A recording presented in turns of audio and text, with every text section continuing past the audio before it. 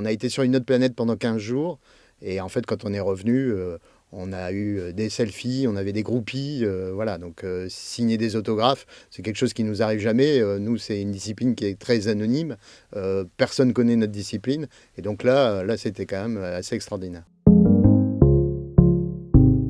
Bonjour Kita, je suis Benoît Havret, champion du monde de ballon à gaz. J'ai parcouru 2661 km en 86 heures en traversant les États-Unis d'ouest en est. Dans la pratique du ballon, il y a différentes disciplines. Il y a la montgolfière, le ballon air chaud, et la Gordon Bennett, le ballon à gaz. Et c'est la plus vieille compétition aéronautique au monde, elle date de 1906. Et c'est aussi la plus prestigieuse. Et la règle du jeu n'a pas changé. C'est une course de distance, donc c'est celui qui va le plus loin. Et la distance est prise en ligne droite du point de décollage jusqu'au point d'atterrissage. C'est des années de préparation, c'est tout un parcours. Et donc c'est l'aboutissement, c'est un peu notre Everest aérostatique. It's time for the national anthem of France.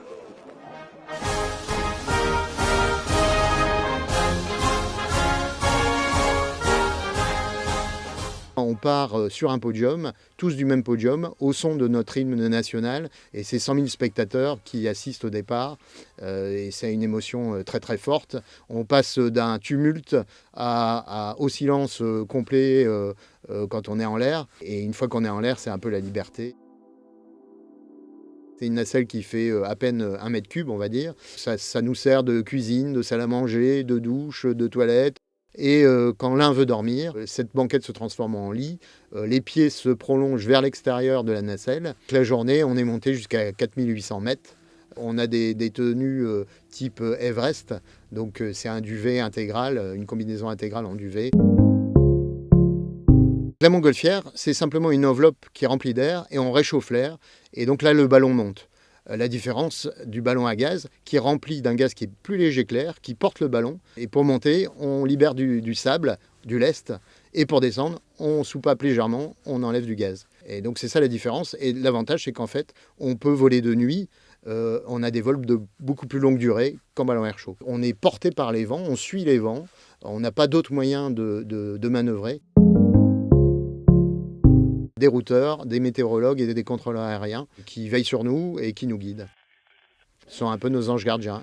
Nous, notre boulot, c'est d'exploiter au mieux l'aérologie en lien avec ce que nous prédit notre PC course. C'est un balcon volant à 360 degrés.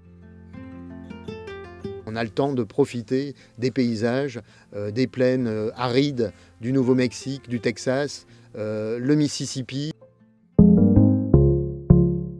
C'est un budget d'environ 20 000 €, donc on y met aussi nos économies et puis nos amis y contribuent et quelques mécènes généreux nous aident à financer et à boucler notre budget. On a une préparation mentale qui nous est personnelle, on a une préparation physique. Moi j'ai perdu plus de 10 kilos et plus on est léger, plus on emporte de lest et plus on peut manœuvrer et aller loin. Et une autre partie de la préparation, c'est la préparation du PC course. C'est aussi la préparation du matériel, 6 pages Excel de matériel. Tout est pesé au gramme près. Ça part de la nacelle à l'enveloppe du ballon, le filet, évidemment, la soupape, la brosse à dents, les toilettes. Il ne faut rien oublier. Le pays qui le gagne l'organise 2 ans après.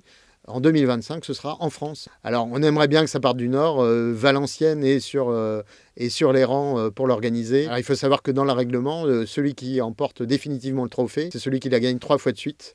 Et donc, oui, l'enjeu, c'est de le gagner l'année prochaine et de gagner encore l'année d'après. Voilà, ce serait tout à fait extraordinaire.